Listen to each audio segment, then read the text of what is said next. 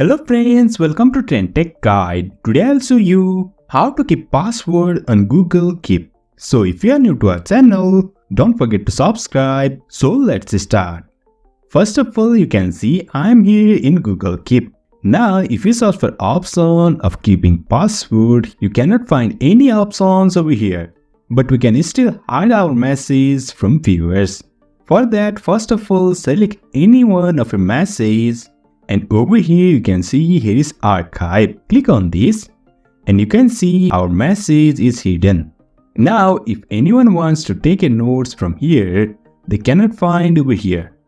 Now to find the message you archived, first of all click on this archive and over here you can see here is the message.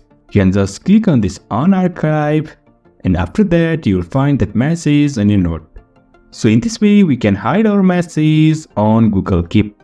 So if you find this helpful, don't forget to subscribe. Have a good time.